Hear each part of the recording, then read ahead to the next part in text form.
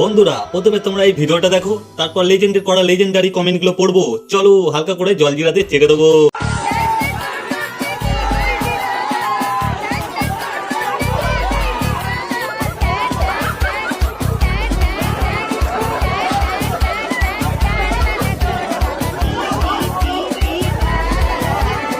तो चलिए शुरू करते हैं। বর আর বউকে ঠেলে চাঁদে পাঠানো হবে নাকি?